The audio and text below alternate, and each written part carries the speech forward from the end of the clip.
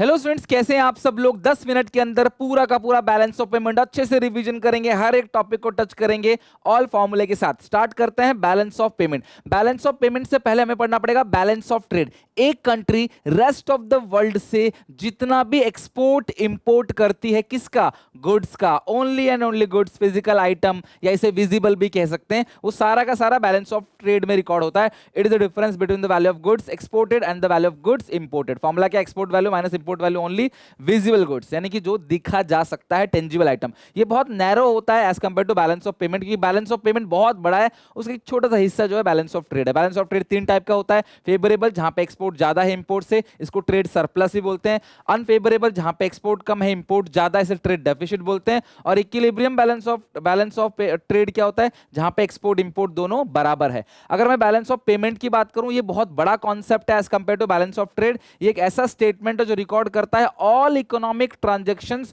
Of a country with the rest of the world. Rest of the world से जितनी भी economic transactions है वो सारी की सारी, चाहे गुड्स हो, सर्विसेज हो, gift, donation, charity, loan, everything, सब कुछ जहां रिकॉर्ड होता है वो बैलेंस ऑफ पेमेंट। इसके अंदर आती हैं चार चीजें: visible item, tangibles, invisible item, services जैसे banking, shipping, insurance services, labour की सर्विसेज, कैपिटल ट्रांसफर्स, लोन देना, लोन लेना, इन्वेस्टमेंट करना, वो सारी चीजें। और यूनिलैटरल ट्रांसफर्स यानी gift, donation, charity, one side payment, जिसके बदले में कुछ मिलता नहीं है, आप गिफ्ट देते हो तो बदले में कुछ एक्सपेक्ट नहीं करते। बैलेंस ऑफ पेमेंट की दो अकाउंट है, current account in balance of payment और capital account in balance of payment. Current account in balance of payment के अंदर क्या क्या आता है? Export import of goods, export import of services and unilateral transfers. ध्यान रखना, एक्सपोर्ट इंपोर्ट ऑफ गुड्स का मतलब जितना भी एक्सपोर्ट करेंगे वो प्लस आइटम या क्रेडिट आइटम होगा। Plus item balance of payment में उसको कहते हैं जहां से फॉरेन करेंसी आती है, तो प्लस को बोलते हैं क्रेडिट आइटम। और डेबिट आइटम जब हम इंपोर्ट करेंगे, इंपोर्ट करते हैं बाहर से तो फॉरेन करेंसी हमारे देश से जाता है, वो इंपोर्ट आइटम है। जितनी भी सर्विसेज दो टाइप की होते हैं, फैक्टर सर्विसेज और non factor services. Banking, shipping, insurance, ये सब नॉन फैक्टर सर्विसेज है। और लेबर जो काम कर रहा है, कॉम्पनसेशन ऑफ एम्प्लॉयज मिल रहा है, वो है आपका फैक्टर सर्विसेज। अगर आपने बाहर कंट्री को सर्विसेज दिया तो हमें डॉलर आएगा, प्लस आइटम है क्रेडिट आइटम। और हमने अगर बाहर कंट्री से सर्विसेज ली तो वो क्या होगा? माइनस आइटम या debit item. Unilateral transfers, gift, donation, charity, receive अगर मिला है तो प्लस या credit item, gift, donation, charity अगर दिया है तो माइनस या डेबिट आइटम। अब जो कैपिटल अकाउंट और तीनों का बैलेंस जोड़ेंगे ना, इन तीनों के बैलेंस को जोड़ेंगे तो क्या आएगा? Current account in balance of payment, right. अगर एक्सपोर्ट ज्यादा है इंपोर्ट कम तो सरप्लस इन करंट अकाउंट, और एक्सपोर्ट कम है इंपोर्ट ज्यादा है तो deficit in current account, right. और बराबर है तो इक्विलिब्रियम इन करंट अकाउंट। तो बैलेंस ऑफ ट्रेड ना इसी के अंदर देखो आ गया। तो बैलेंस ऑफ ट्रेड जो है, ये जो बैलेंस ऑफ पेमेंट है उसके एक का भी एक हिस्सा है। तो सोचो बैलेंस ऑफ ट्रेड कितना छोटा है, कितना नैरो है। अब जो बैलेंस ऑफ पेमेंट है उसके अंदर दो चीजें आती हैं, फॉरेन इन्वेस्टमेंट, तीन चीजें, फॉरेन इन्वेस्टमेंट, बोरोइंग्स और चेंज इन फॉरेन एक्सचेंज। ध्यान समझना, फॉरेन इन्वेस्टमेंट्स, लोन, इन्वेस्टमेंट, जहां से एसेट लायबिलिटी कंट्री की चेंज होती है ना, वो सारी चीजें कैपिटल अकाउंट के अंदर आते हैं, कैपिटल नेचर के ट्रांजेक्शंस। पहला है foreign direct investment, non residents ने इंडिया में इन्वेस्टमेंट किया तो वो प्लस आइटम है, क्रेडिट आइटम है। हमने बाहर कंट्री में इन्वेस्टमेंट किया, रेजिडेंट्स ने अमेरिका में इन्वेस्टमेंट किया तो माइनस आइटम या डेबिट आइटम है। फॉरेन इंस्टीट्यूशनल इन्वेस्टमेंट्स, आपने सुना होगा कि आजकल फॉरेन इंस्टीट्यूशनल इन्वेस्टर जो है वो इंडिया से अपना पैसा निकाल के वापस ले जा रहे हैं, मतलब इन्वेस्टमेंट को तोड़ते चले जा रहे हैं। पहले उन्होंने इंडिया में इन्वेस्टमेंट किया था, वो इन्वेस्टमेंट पैसे को वापस लेके चले जा रहे हैं। पोर्टफोलियो इन्वेस्टमेंट या फॉरेन इंस्टीट्यूशनल इन्वेस्टमेंट ऐसी इन्वेस्टमेंट है जहां पे शेयर डिबेंचर में इन्वेस्टमेंट किया जाता है। ऐसी इन्वेस्टमेंट जिस पे आपका कंट्रोल नहीं है उसको बोलते हैं पोर्टफोलियो फॉरेन इंस्टीट्यूशनल इन्वेस्टमेंट। और ऐसी इन्वेस्टमेंट जहां पे आपका कंट्रोल है, आपको डिसाइड कर सकते हो वहां पे सारी चीजें, उसको बोलते हैं फॉरेन डायरेक्ट इन्वेस्टमेंट। टाटा ने कोई कंपनी खरीदी बाहर तो फॉरेन डायरेक्ट इन्वेस्टमेंट हो गया। टाटा ने किसी शेयर्स खरीदे किसी कंपनी के, विप्रो के, या फिर सॉरी विप्रो कह रहा हूं के, मतलब कि मान लो मैकडॉनल्ड्स के शेयर खरीदे या फिर किसी और कंपनी के शेयर खरीदे, ठीक है, तो भैया वो सारा का सारा क्या हो गया? आपका पोर्टफोलियो इन्वेस्टमेंट हो गया। तो अगर बाहर कंट्री ने हमारे यहाँ इन्वेस्टमेंट किया प्लस आइटम, हमने किया तो माइनस आइटम। तो ध्यान रखना, फॉरेन इंस्टीट्यूशनल इन्वेस्टर आजकल हमारे यहाँ से सारा इन्वेस्टमेंट तोड़ के ले जा रहे हैं तो फॉरेन करेंसी बाहर जा रहा है, वो माइनस आइटम है। और वो करंट, वो आता है कैपिटल अकाउंट के अंदर। किसके अंदर? कैपिटल अकाउंट के अंदर। क्वेश्चन पूछा है कौन से अकाउंट में आएगा? करंट अकाउंट है कैपिटल अकाउंट, ध्यान रखना। बोरिंग, लोन लिया आपने प्लस आइटम, लोन दिया माइनस आइटम। बाहर से जब लोन लेते हैं इसको एक्सटर्नल असिस्टेंस भी बोलते हैं, ध्यान रखना, एक्सटर्नल असिस्टेंस। तो कमर्शियल बोरिंग या boring from IMF, international monetary fund, लेंगे तो प्लस और हम देंगे तो माइनस। प्लस का मतलब है क्रेडिट, माइनस का मतलब है डेबिट। अगला change in foreign exchange reserve. अगर फॉरेन एक्सचेंज रिजर्व में कोई भी एडिशन है, अगर गुल्लक में पैसा डाला आपने, एडिशन अगर है तो उसको बोलते हैं माइनस या डेबिट आइटम। और withdraw from foreign exchange reserve, अगर आप फॉरेन एक्सचेंज रिजर्व विड्रॉ कर लोगे निकालोगे, गुल्लक से पैसा निकालोगे तो हम मानेंगे पैसा आ गया, तो वो क्रेडिट या प्लस आइटम है।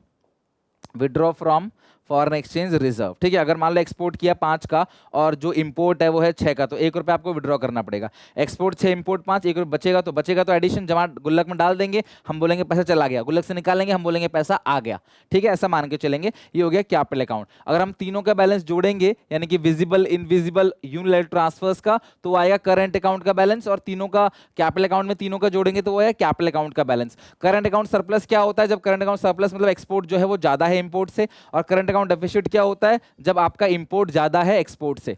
अच्छा, equilibrium in balance of payment क्या होता है? जहां पे current account plus capital account दोनों का बैलेंस जोड़ोगे तो जीरो आएगा, कोई मूवमेंट नहीं है फॉरेन करेंसी का। $100 का आपने एक्सपोर्ट किया, आ गया $100, और यही $100 देके बाहर से इंपोर्ट कर लिया। एक्सपोर्ट इंपोर्ट बराबर, इसको बोलते हैं equilibrium in BOP. There is no movement of official reserve central bank. Central bank का कोई भी ऑफिशियल रिजर्व का मूवमेंट नहीं हुआ है। इनफ्लो फॉरेन एक्सचेंज बराबर है आउटफ्लो फॉरेन एक्सचेंज। अगला disequilibrium in BOP, one current account balance plus capital account balance is not equal to zero. Zero नहीं है, वो प्लस भी हो सकता है माइनस भी। सरप्लस बीओपी, जब ऑटोनोमस रिसीट्स ज्यादा होंगी। ऑटोनोमस रिसीट्स किसको बोलते हैं? साल भर में जो भी रिसीट किया है, चाहे वो करंट अकाउंट का हो, चाहे वो कैपिटल अकाउंट के नेचर का हो, जो भी रिसीट है, टोटल रिसीट को ऑटोनोमस रिसीट बोलते हैं। अगर ऑटोनोमस रिसीट ज्यादा है ऑटोनोमस पेमेंट से तो बोलते हैं सरप्लस बीओपी, और ऑटोनोमस पेमेंट ज्यादा है, रिसीट्स कम है, पेमेंट ज्यादा है, उसको बोलते हैं डेफिसिट बीओपी। और ऑटोनोमस रिसीट ऑटोनोमस पेमेंट दोनों बराबर है तो बोलते हैं इक्विलिब्रियम इन बीओपी। अगर ऑटोनोमस रिसीट्स ऑटोनोमस पेमेंट में कुछ कम ज्यादा है तो एक डिफरेंस आएगा। उस डिफरेंस को ठीक किससे किया जाता है?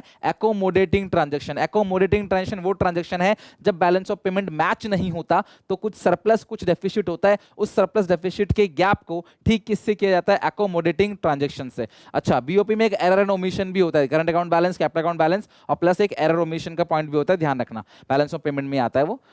तो ये जो पॉइंट्स है जो ध्यान रखने वाली बात है, बीओपी हमेशा बराबर होना चाहिए, नहीं है तो एकोमोडेटिंग ट्रांजैक्शंस के थ्रू बराबर करेंगे। क्या होता है एकोमोडेटिंग ट्रांजैक्शन आगे बताऊंगा।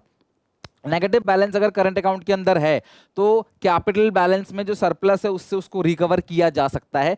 नेगेटिव बैलेंस अगर कैपिटल अकाउंट के अंदर है और करंट अकाउंट के अंदर कोई सरप्लस है तो उससे उसको सेट ऑफ किया जा सकता है। बैलेंस ऑफ ट्रेड के अंदर कोई अगर नेगेटिव बैलेंस है और करंट अकाउंट के अंदर कोई पॉजिटिव बैलेंस है तो उससे सेट ऑफ किया जा सकता है।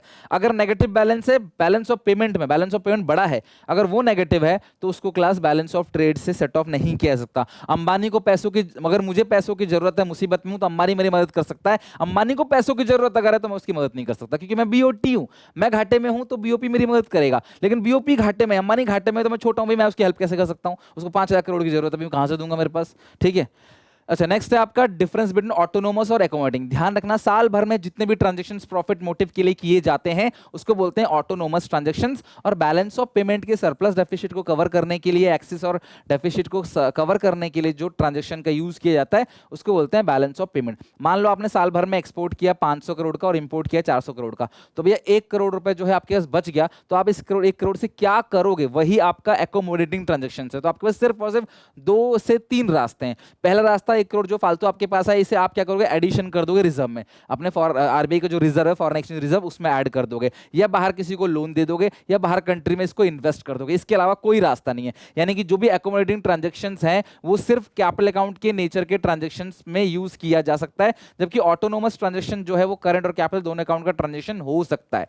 ऑटोनोमस इंडिपेंडेंट है, साल भर में कुछ भी करो, लेकिन ये जो एक है ये इन दोनों पे डिपेंड है। यानी जो एकोमोडेटिंग है वो ऑटोनोमस पे डिपेंड करता है। ध्यान रखना, accommodating transactions are dependent upon autonomous transaction whereas autonomous are independent. ये पहले लिखे जाते हैं इसलिए इसको अबव द लाइन आइटम बोलते हैं। सॉरी, ये पहले लिखे जाते हैं, इसको बोलते हैं अबव द लाइन आइटम, जबकि ये बाद में लिखे जाते हैं इसे बोलते हैं बिलो द लाइन आइटम।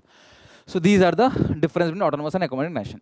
अच्छा, अब इसके फॉर्मूले हैं क्लास। एक्सपोर्ट माइनस इंपोर्ट करोगे, बैलेंस ऑफ ट्रेड आएगा। सरप्लस में एक्सपोर्ट ज्यादा, डेफिसिट में इंपोर्ट ज्यादा, इक्विलिब्रियम में एक्सपोर्ट इंपोर्ट बराबर। ध्यान रखना, बैलेंस ऑफ पेमेंट में export import of all economic transaction आता है, जो कि बैलेंस ऑफ ट्रेड में गुड्स आएगा। तो न्यूमेरिकल भी आ सकता है कि एक्सपोर्ट आधा है, इंपोर्ट डबल है उसका, तो जो भी है एक्स मान लेना, और इंपोर्ट आधा है, डबल है, जो भी है, आधा है तो 0.5x, डबल है तो 2x, 3 गुना है तो 3x।